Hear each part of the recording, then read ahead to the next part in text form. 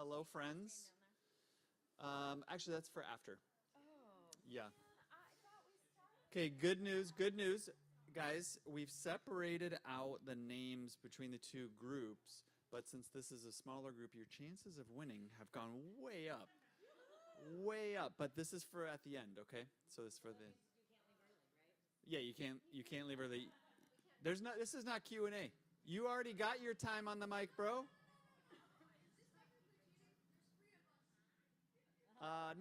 No. It's all fair. We call that better odds. Yeah. Way to go. Way to go. All right. Well, I think we have met or know everyone. I'm Matt. My wife, Kristen, one of the pastors here. And I'm going to introduce you. I feel like... There we go. Hi. I don't normally talk in this room. Is this better? No? Worse? Okay.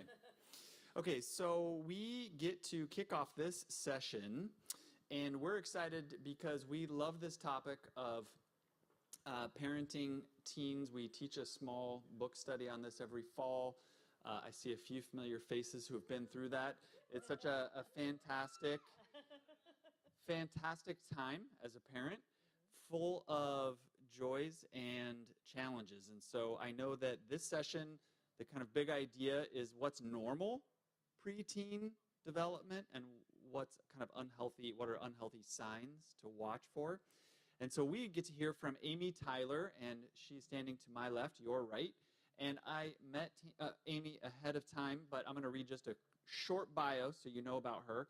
She's a licensed professional clinical counselor who has experienced dealing with a wide variety of relational, emotional, spiritual, and psychological struggles.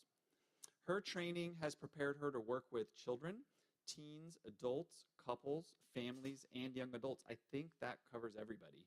So her previous experience has been in residential school-based mental health, children's community mental health, and private practice settings. So that is all you're going to hear from me until the very end when we get to do the raffles. But we want to thank you for being here, Amy, and let's welcome her up to share with us.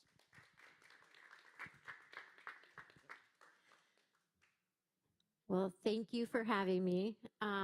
You are going to probably hear some of the same language that Kevin was using, maybe a little different, but you're going to hear kind of the same themes that is also to deal with parents.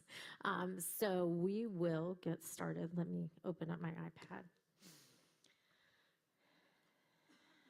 All right. So just like I have been a parent for 24 years. So you guys are in a really different generation than my parenting. However, right, I work with a lot of kids. And when I started out working with kids, I realized very quickly that I needed to work with the parents because I can't just do kids if I'm not teaching the parent also what they're learning and how to better serve them. And so that's been my passion. And when I see kids, I will tell the kid, like, I'm going to be talking to your parent. I'm like, because that part is very important to me so that they can help you. So so parenting has been part of my journey just because I've learned a lot through the mistakes I made. Now looking back going, oh shoot, I'm glad my kid's not as messed up as that I probably, maybe created. So here we're just going to kind of dive in. So we're kind of looking through the parenting, through adolescent teenage years, what's normal, what's not normal.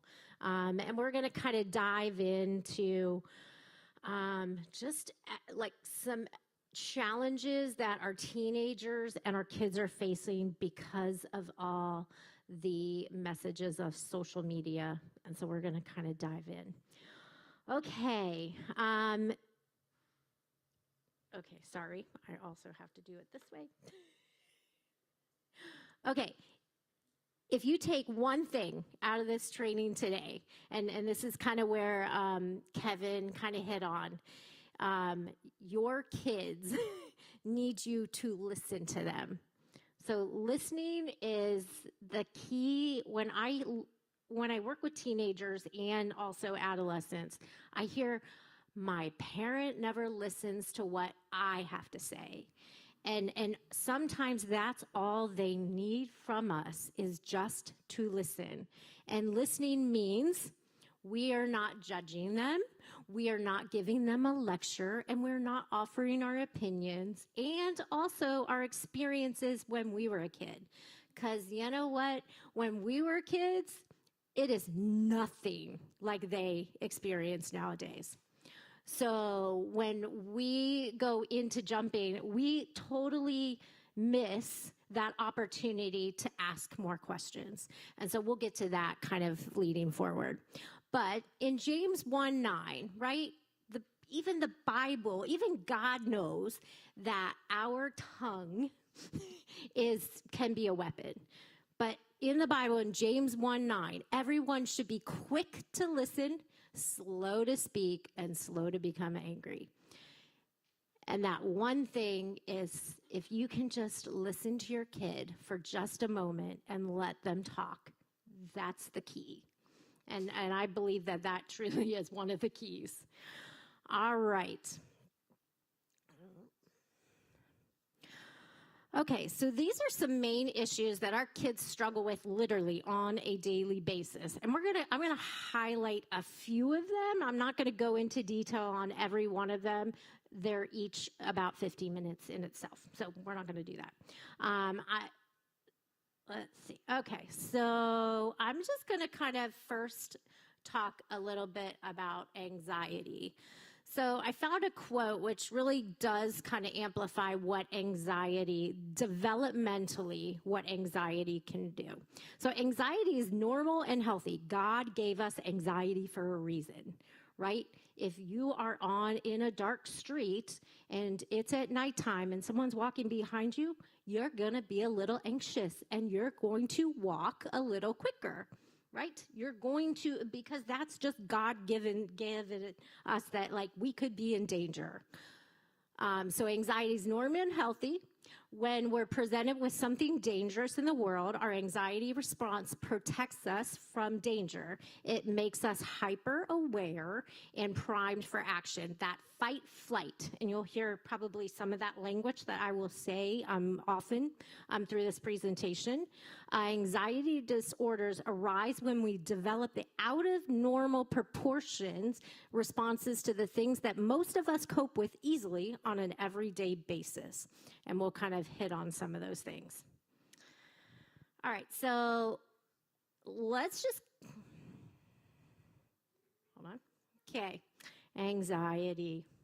Yeah, have you watched the Inside Out 2 movie? If you haven't, you need to go watch it. It's like the best movie. As a therapist, I was like, oh my gosh, this is what like my clients describe to me on a daily basis, right? The chaos of anxiety. So we're going to kind of break down what anxiety versus stress is. So stress comes from some external demands or factors that often can be addressed and resolved kind of on a quickly basis. So that could be like our kids, they worry about the exams coming up. They have quizzes, they have tests, they have homework. Those are all very external stressors, right?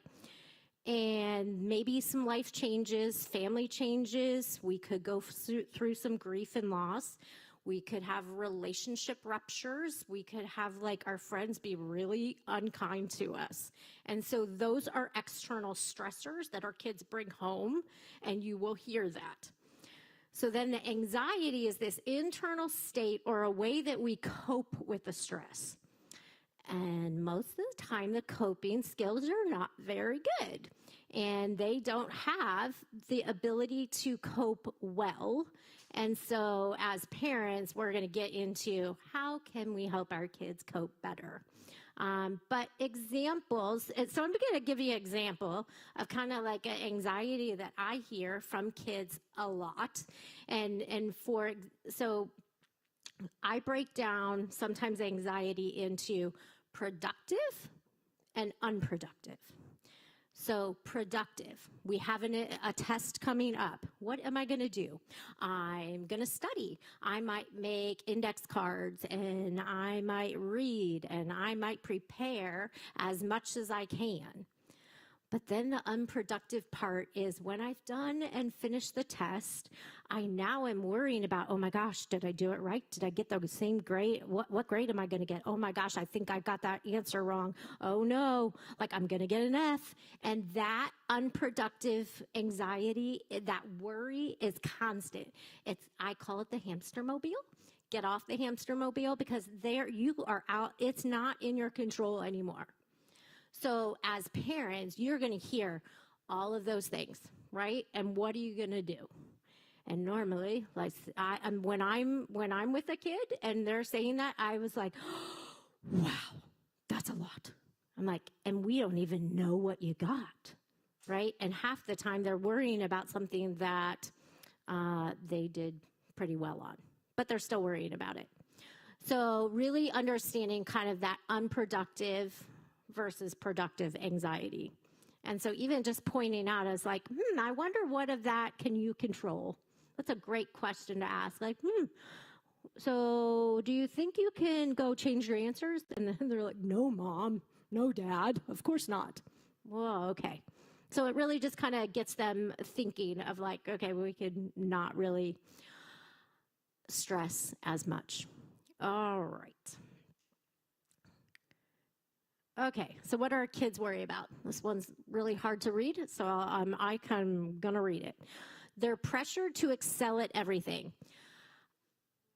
There is not a lot of parents that I talk to that say, I don't pressure my kid. Like, I expect them to get A's, B's, and C's, but I don't give them that pressure. And I think what I'm hearing is that our schools are very academic driven, sports driven. And so like that internalized pressure that our kids are struggling with is not always just from our parents. Now, I have met parents that is like, no, I expect my kid to get an A+, and if they don't, they get in trouble, or they have to stay after school, or, they're not allowed to go to sports activities. Like that's the anxious parent of like, oh my gosh, what is going to happen if my kid gets a B? But I think that there is a lot of pressure from our school system. So adults are stressed and kids are picking up on that. So when you're stressed, kind of what Kevin was saying about these mirror neurons that we have, right? Our kids, our nervous system communicates with each other. And so if I'm anxious, my kid senses that anxiety and also takes it. So they feel what we feel. And so it really is like, how can I learn to do that better where I don't give them as much, like I'm not giving that stress to them, and I'm regulating and finding ways to kind of deal with my own stress. Screen time. So screen time is reducing their face-to-face time. Lifestyle is very different for our kids nowadays. Screen time, it is sad, but I even have kids that are, early middle school, 5th, 6th grade, and they have a phone already. And, oh my gosh, I can't wait to get home and play this game. And I was like, okay, how are you going to go out and play with your friends? No. I'm like, oh, okay. So like we hear like the face-to-face interaction is so less nowadays. And we're going to kind of go over a little bit of the cell phone part later on. But that's the key of like, how do we like really challenge our kids to go like, hey, you know what? Go out and play. Find something. And I have a great example. We have, at our church, I work in our kids ministry, and we have a Nintendo Switch. and the kids love it, and they're all excited when they come in, and they go directly to it. Well, I've sensed that when the parents pick them up, they are like, I'm not going. I just started. I have to play this. And I'm like, okay, this is not going so well. So I was like, it needs to go away. So I told our director, I'm like, it's creating more stress on the parents than the kids, and it's causing conflict. So we took it away, and now they have like all been interacting and playing like some kind of baseball with a ball, running around, having fun, and they're all connecting. And I'm like, oh, this is how kids play, right? This is how I used to play. And so like, it has just given me that sense of like, we don't need things in front of our faces. And that just kind of, again, just makes me question, why do we always have to have screens? Schedules are overflowing. The amount of activities our kids have, I mean, I have a family that I love the family to death, but their kids are literally scheduled from about 4 o'clock to about 8, 9 o'clock, and then they come home and then they have to do homework. I'm like, oh, wow, that's a lot. And so our kids don't have time to just play and have unstructured playtime. And so like, I encourage that. I encourage parents to be like, just shut the phone off, shut all the electronics off, and go out for a walk together. Something that kind of reduces that. We're doing too much for them. So kids need to feel more independent based on their age. So it is natural. And if you have older teens, anyone have older teenagers? Yeah, it's natural, which I didn't really love, the pull away, right? Oh, I don't need, like, why do you not want to be with me all the time, right? Like, but God made that for a reason, I believe. It's natural for our kids to get older, and so we're always doing stuff for them. Oh, like, you can have more time playing video games, and I'll make sure that your laundry's done, or, I'm going to do your chore. And so I hear a lot of parents either having the extreme of you're doing everything or you're doing nothing. So kind of giving them more, chores to do, things to do. They're exposed to constant media. So that's kind of what Kevin kind of talked about, is this. I mean, you have a screen in front of you. You are seeing war pictures. You are seeing things. The political landscape right now is really awful, and kids are seeing it. And it's causing me anxiety. I can't imagine it's not causing them anxiety, right? So we are seeing so much more, and it's literally every day. Teachers I've heard are talking about stuff, and I'm just like, oh gosh, let's not go there. So their heightened awareness can contribute to that feeling of like helplessness and that anxiety. They've been given the message that they're fragile, and that's kind of what Kevin also talked about, is that, okay, I got to know where you are every second. And I got to make sure that your location is on, and you can't go out of the house with and I get that. Like, I think that that's a real thing, but I think our kids are thinking, okay, right? Like, why are you so worried about me, right? Is something bad going to happen to me? And that's the message that I think that they're receiving. So we have to kind of do it in a different way where it doesn't feel as anxious that we are creating. They're not being taught to build mental strength. That's kind of that resiliency that Kevin talked about. Conversations around mental health may dismiss in the seriousness of the anxiety. Children's anxiety disorders are like through the roof right now. But I think we all deal with anxiety, and our kids they live in an anxious culture. And so they just pick it up naturally. All right. So you're going to hear me say this multiple times. So how can we help our kids? First step, listen. Don't lecture, don't judge, don't offer your opinions. Listen and validate. So oftentimes, just a very validating statement is like, I can see how you're feeling based on what you're telling me. Of course you would feel that way, right? If I'm listening, I am validating and I am stepping into their world, not my world. And so empathizing, I'm sorry you're going through this. I wish I could fix it.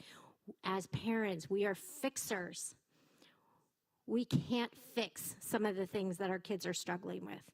We can listen. We can problem solve with them. We can partner with them, but we need to give them the skills to be able to do it when we're not there. All right.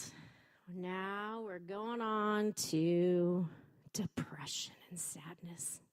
I like Inside Out too, sorry. Okay, so depression. So our normal developmental mood swings. Teenagers are really moody. And so it is really about like, how do we go and understand this? So having depressed mood is very normal. Sometimes we all struggle with like, I woke up and I'm in a funk and I just can't get out of it. That's okay. Right? That's very normal. But those prolonged mood swings or persistent teen depression are the things that we just need to be careful on. It's not unusual for young people to experience the blues or feel down in the dumps. Occasionally, adolescence is always an unsettling time. Hormones are changing, their physical health, their physical, body is changing, our emotional, psychological, social changes all throughout their life in that stage. So if your kids, my kid is kind of, he's an only child, and he spent a lot of time in his room. Used to drive me crazy, right? That kind of natural pulling away.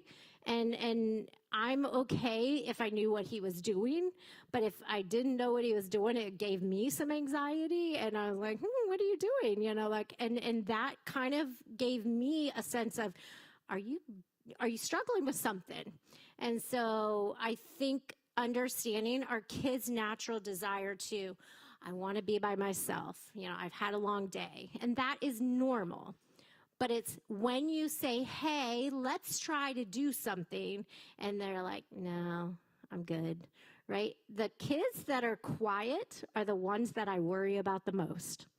The ones that aren't talking, those are the ones I'm like, I'm concerned. So that's just a really good, just kind of to be aware. If your kid is quiet, that's the more time you need to kind of press in and ask some really hard conversations, have some conversations with them. All right, so we're going to run through what our kids can be struggling with. Having issues that negatively impact their self-esteem, such as obesity, peer problems, definitely, long-term bullying, academic problems. We've got ruptures in relationships. This is kind of also related to anxiety as well. School-related stress and burnout. If you have a kid that struggles with ADHD, that's just another layer of just kind of self-esteem as well with anxiety and the depression. Having certain personality traits such as low self-esteem or overly dependent, or they're like pessimistic. Rapidly changing hormones, totally normal. Sexual identity issues and unresolved stress, and sometimes it's really an unresolved trauma that we might not think of trauma, but it is trauma. Okay, so here we go. We're going to say it again. How can we help? First, listen, don't lecture, validate, and empathize. That's sometimes the first line of defense. However, then we get into the suicide ideation, and self-harming behaviors. This topic, if you talk about depression, you are talking about suicidal, self-harm, and that ideation. That goes hand in hand. So if you see your kids being really super sad, I'd be like, let's have a conversation. What's going on? So you can understand like what's going on. And if they tell you, like, I just want to jump off a cliff today. I'm like, oh, okay, tell me more, right? And to really know, like, I take all ideation seriously. Like that's the top. Like if you're struggling with depression at all and it is the clinical level, then you need to be seeking help. And so like that's kind of, and we're going to go through kind of warning signs. All right, so suicide warnings, talk, mood, and behavior are all very different, and you're going to see it, you know, if the person talks about burdening others, feeling trapped, experiencing unbearable pain. I've had girls that have went through breakup in relationships that are teenagers, and they, like, that's literally, like, it's unbearable. I can't handle it. I'm like, okay, right? That means that, you know, we haven't really dealt with, some of these kids have never dealt with those big emotions. And so it's like, how do we sit there and go like, let's work through it together. Our mood, loss of interest, that irritability, anxiety, rage. So depression can, in younger kids, look like anger. So if your kid is angry, there's always like, why? Why could they be angry? So I see that a lot with the younger kids. Their behaviors, right? I mean, they're recklessly, they're acting out, they're either sleeping too much or too little. Visiting or calling people to say goodbye. Those are those suicidal warnings. The ideation is just like, I don't want to be here anymore. If I didn't wake up tomorrow, I'd be okay. And sometimes the ideation is just that. It's just that thought, but they're expressing it out loud. And that's, as parents, you're like, oh my gosh, what do I do? What do I say? And that's where you just go like, okay, tell me more, right? Because if you can stay calm in those really hard conversations, then your kid will feel seen so much. So just suicidal warning, like the ideation, substance abuse, purposelessness, you know, hopefully as a Christian, we have purpose, right? God has put us here for a purpose, but some kids that don't have that Christian lens, they don't feel like they have a purpose sometimes. Feeling trapped, hopelessness, withdrawal, anger, recklessness, and drastic kind of mood changes. All right, so my first thing, you can listen, all that, but you need to seek help. That's the bottom line of those things. That feels really hard when our kids are really struggling with even the ideation. I take that seriously. Self-harm. If you understand self-harm, not all, most kids that self-harm are not seeking it to end their life. They're either I need to feel an emotion or I need to get away from the emotion. And so like that is why kids self-harm. It's like some kids that are struggling with depression, I feel numb. So therefore I would cut myself or do something. And so like those are conversations, but that is immediate help as well. All right, so, okay. What if listening, validating, and empathizing doesn't work? So oftentimes I'll have parents like contact your primary care physician, get an appointment. That's kind of the first line of defense sometimes, and then they can connect you if you don't have like the resources for a therapist. Sometimes finding a trusted friend that connects well with your kid, because kids don't want to tell parents what they're really thinking. But if we have someone that's close, they're going to listen in a different way. And so like youth leader, pastors, those are great. Like that youth leader, I mean, I've trained a couple of youth leaders and they're like, it's a lot to handle. And I'm like, well, you're kind of another line of defense, before before something else happens.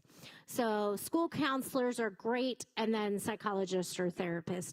I recommend if, we're struggling with a suicide ideation, self-harm. I mean, it is truly just go to a therapist. Like that's your first line, because they're the ones that are going to be able to walk through it and understand it. Okay, so we're going to kind of go over cell phone stuff. I didn't put it in the slides because I was like, do we cover it? But I think it's important to understand the boundaries with cell phone usage. I have so many parents asking questions of like, what is a good age? How much time should they have? And I believe it really does depend on your kid, right? My kid was... I knew what he would do.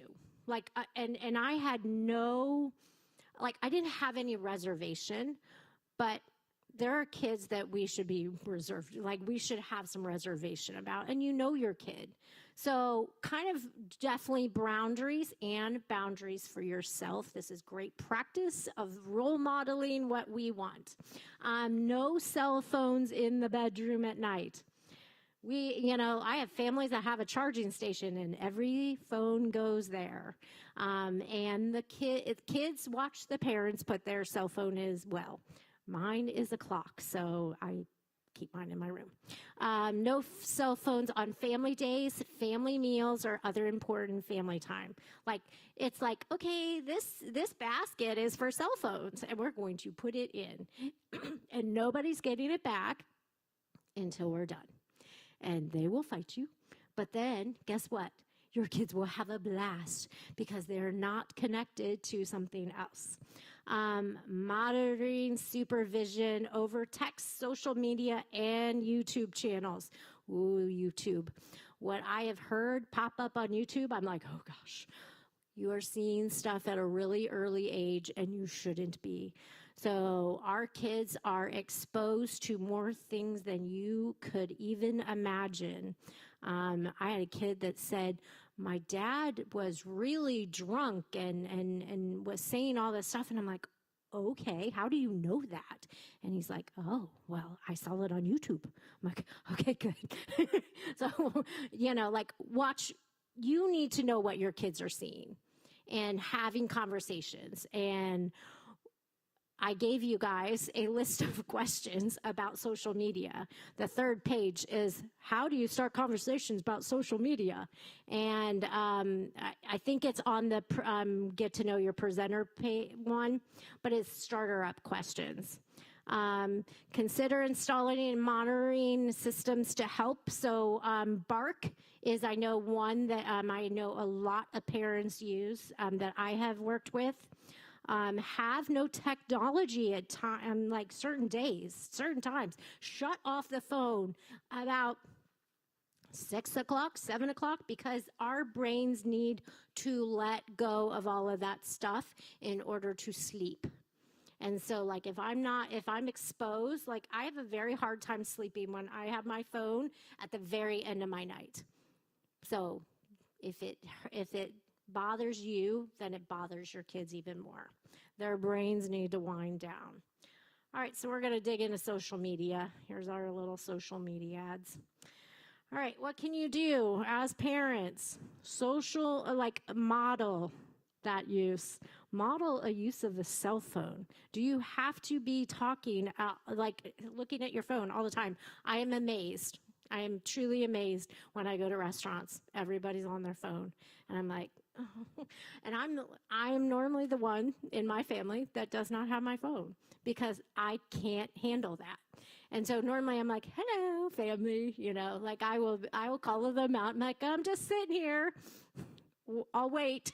So time limits, brain is still developing. Their brain is so in that stage that we need to help our kids understand that, and they don't understand it, but that's why we're there. Parental monitoring, supervision, ongoing discussions about social media, and that is kind of those questions. What are you seeing? When you see something that you don't like, what are you doing, right? Do you have to like everyone post? And how many times do you go back and check if someone liked your post? Yeah. Because I can tell you that probably happens more than not, right? They're always checking. And so that's a big thing. All right, so we're going to kind of move into some strategies to help. Okay. So if you've ever heard of Dan Siegel, he is all about the brain. And ultimately, this is kind of his thing, is our kids need to feel safe. And safe to me is, yes, they're probably physically safe, but the emotional safety is what I encourage all parents to understand, is that sometimes if your kid is coming to you and they're trying to talk to you and you're either not listening, you're looking away, you're not really engaged, or you go into lecture mode, you're not listening, they do not feel emotionally safe enough to have vulnerable conversations. So always kind of attune to your parent or your kid, because if they're talking and you feel like they have something to say and they don't feel that you're with them, they will just kind of like, okay, I'm done. And so they'll trail off, and that's when you need to kind of go like, hey, wait a minute, like let's redo, because something just happened, right? If you see your kid shut down and just kind of check out and be like, I'm good, that's when you need to go back and do some repair work with them. Like, hey, I'm sorry, I'm here, I'm listening. They need to feel seen. This is that listen, validate, and empathize. Soothe. I am amazed with the kids I work with that do not have those healthy coping skills. And so I can't. So if a kid gets in trouble, and this is primarily what I hear from my adolescents, if I get in trouble, I'm sent to my room and I'm left there. And I'm like, okay, so what do you do? Well, I am throwing things, and I have heard stories of like, I either zone out, I go watch a movie, I call my friend, like they do other things. And our goal as parents is to comfort if they need comfort. If they need a hug, sometimes our kids just need a hug, and we don't do that. And so I think that that's important to give them the skills of like, hey, I love you. And we're going to talk about this. And hey, if you want to go to your room, do you need space? I'll give you space. I'll take space if you need it. Give them the option as well. Because some kids want to be on their own and some don't. And I think our quiet kids are the ones that are likely to just go, but they actually need more of that comfort and that kind of like, I'm here. I'm going to sit here, and we're just going to kind of breathe together. Secure. Again, our kids just need to learn to make mistakes and know that those mistakes are like, you're not going to be angry at them for a day because they made just a mistake, right? Our kids didn't need to feel like they can make mistakes and it's okay and you still love them. I have a lot of kids that have that perfectionist, right? I can't make a mistake. If I make a mistake, I get into trouble, and then I disappoint my parents, and I'm like, oh, okay, well, we learn from mistakes, right? Like, I know, like, I've learned so much from my own mistakes. So it's okay, but I think it is staying in connection with that kid when they make a mistake. It's like, it's okay to make a mistake. Let's talk about it, and we'll learn from it, and we're going to move on. All right, staying in connection with our kids. So these are some tools that I have learned, I wish I knew a little bit more before I was a parent, but I probably failed in some of these things, is our kids learn from us and they adopt the strategies that we also have used when we have an emotion. So I'll give my personal example of when I get frustrated. When I get frustrated, and when my son was younger, I would just go into this super anxious mode, and I'd just be like, I give up. I'm done. And I just walk away. And maybe 5-6 months ago, I saw my kid do the same thing, and he's 24 years old. I'm like, oh, shoot, there it is. And I'm like, I'm going to redo that. And so I was like, okay, how about we take a breath? Because I feel a little overwhelmed right now. I'm going to go get a snack, and we're going to come back and we're going to redo it. And he just looked at me. He's like, oh, okay.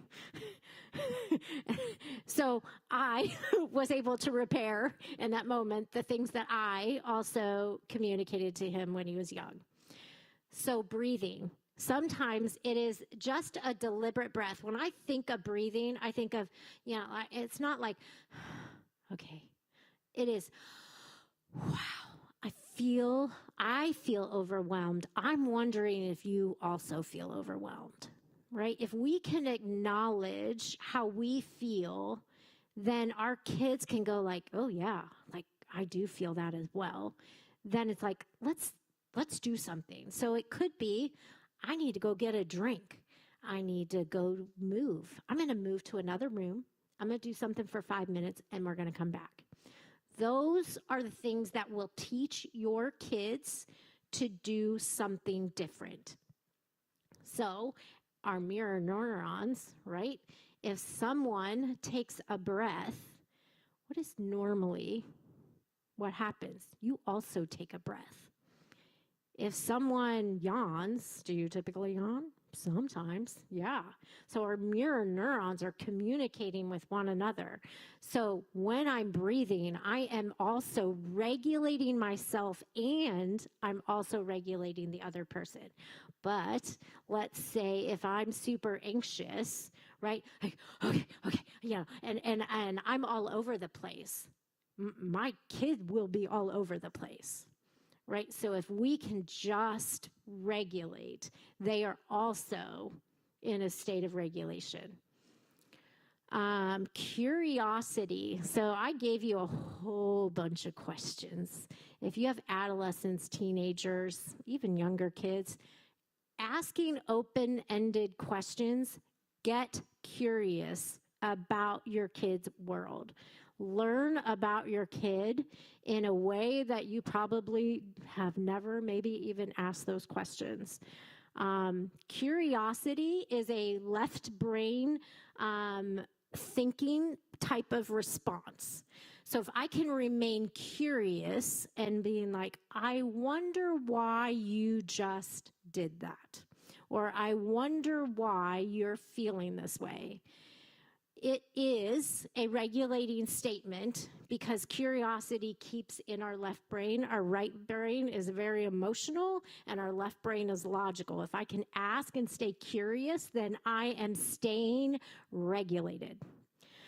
Connection.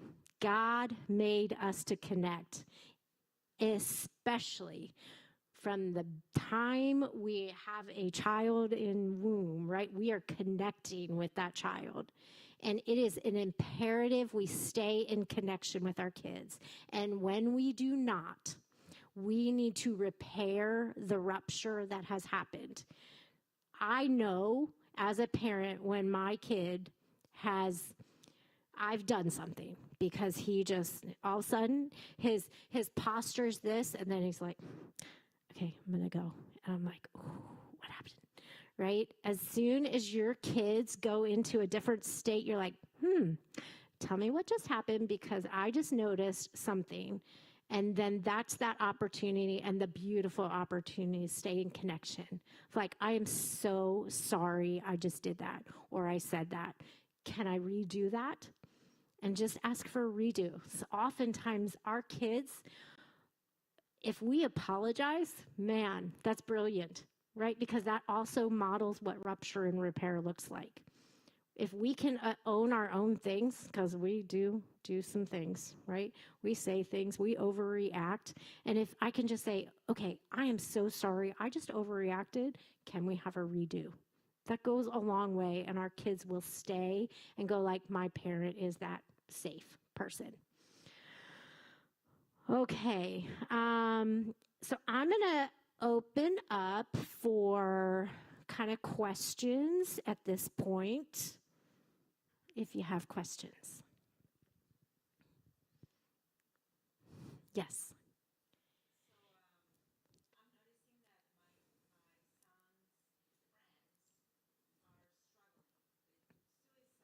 Mm. Mm. Yep.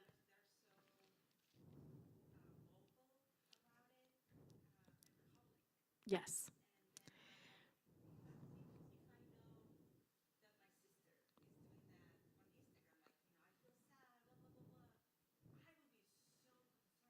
Yeah.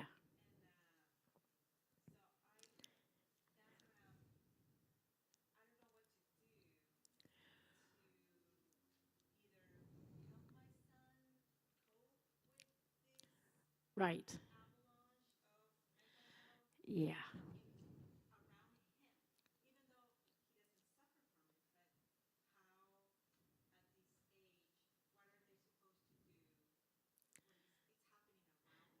Yes. Yeah. That's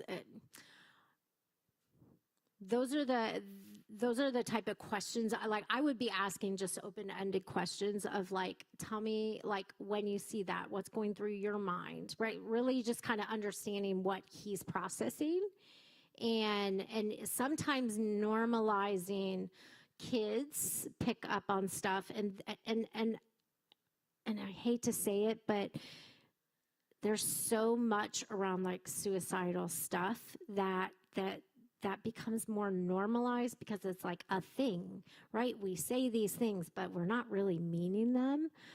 They're taken out of context.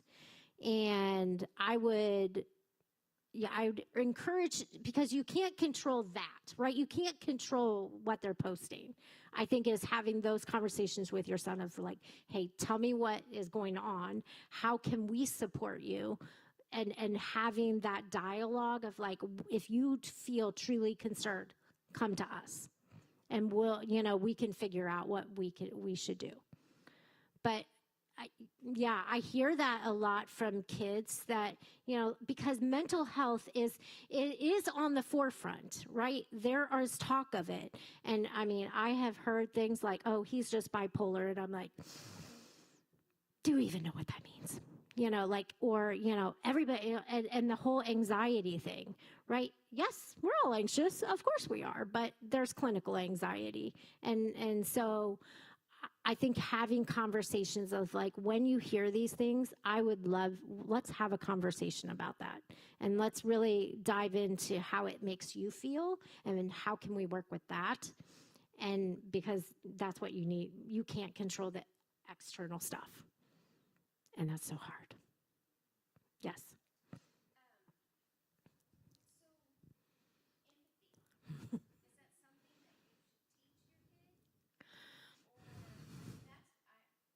Yep.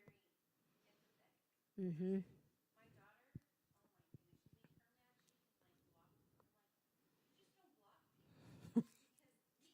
Right.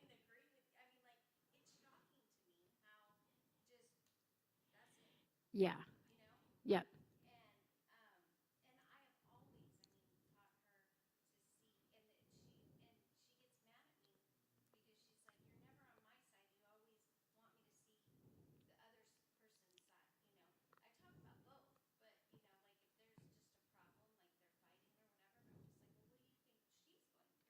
Mm. Yeah.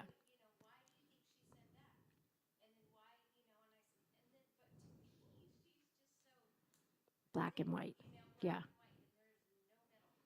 Right.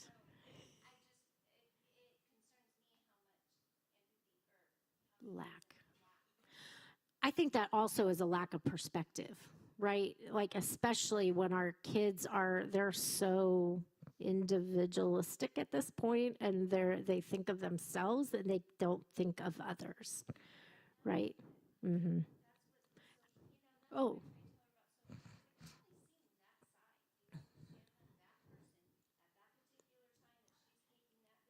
yep.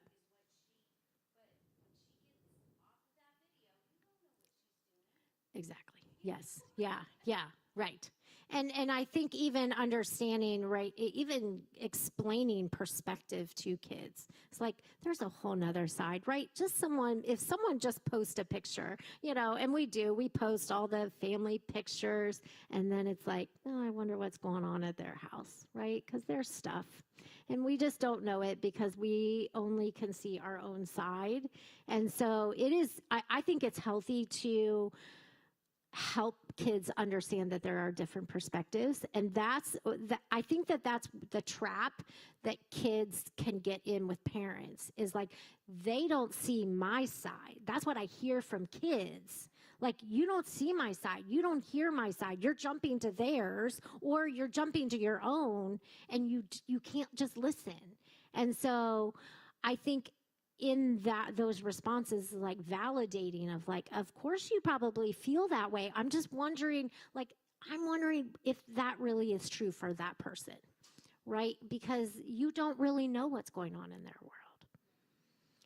So yeah, that is hard. But that whole perspective thing that is what I hear so much from my adolescent and teenagers that I see, is like they just don't get me. They don't get my perspective, and they won't hear it. And it's just like, when I work with parents and like kids, I set a brown box in the middle, and the brown box has like all things around it. I said, okay, we're going to sit here for a couple minutes, and we're just going to go through, and you're going to name everything you see on that box.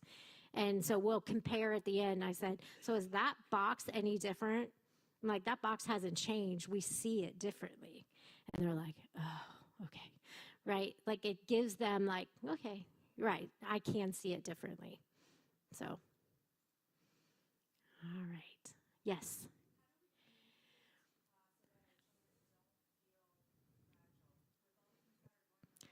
Yeah.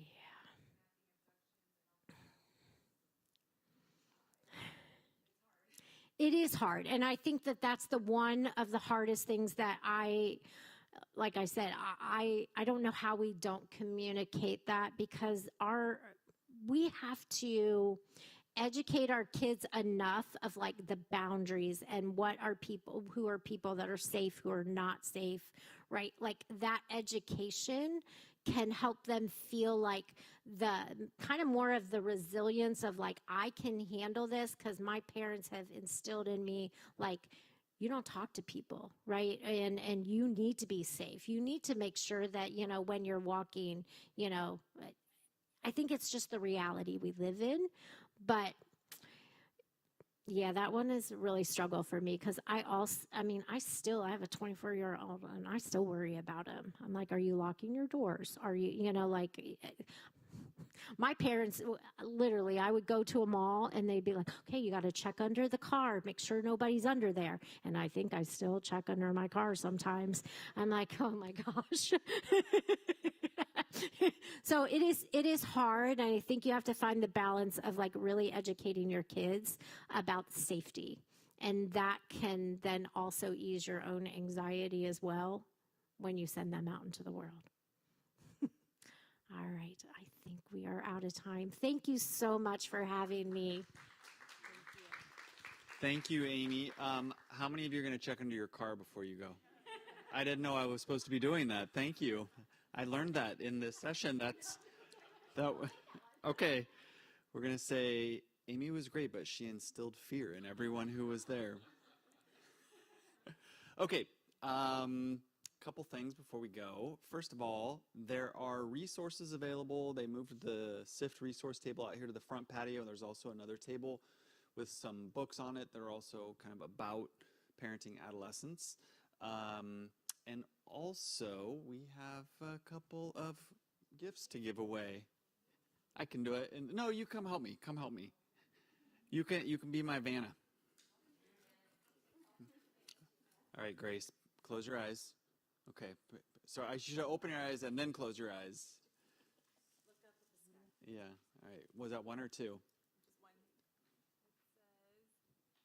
It says, if she picks herself, we're in trouble. Jaime Monje. Felicidades. Oh, don't put it back in there. You can't win twice. No, it's all right. We'll skip it. Congratulations. I don't know what's in there. What'd you say? It's a bubble bath. It's a bubble bath so that It's how you survive your teen. it's to deal with anxiety. It's your Calgon, take me away. Enough of us old enough to know that reference? Calgon? Okay. I know. Okay, you ready to pick one? No, look.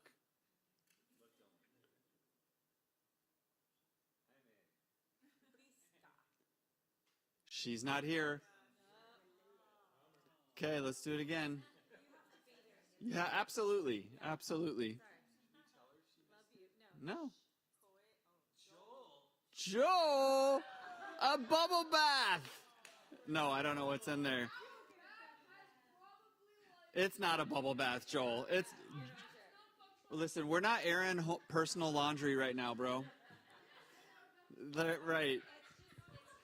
His parents are like, Don't give the kid the mic. it is great, though, to have a licensed counselor to say, hey, you're not crazy. Parenting teens is going to be a challenge. And also the theme I've heard in both of these, I also popped into the other session for a couple minutes. Being connected online everywhere all the time isn't great for your mental health. Like it serves its purposes. But I remember when our girls were getting cell phones and they were in that, early teen age, and I realized just in this heat of the moment in our kitchen, that's my phone. I own it and I pay for the bill. We're going to take that right now. Thank you very much. It was great. It was a great time. So just, if you also want to take some homework away, take your kids' phones from them sometimes. All right, everyone, it looks like we might have first dibs on the front patio, but thank you for coming tonight. And Amy, thank you again. We really appreciate your time. All right.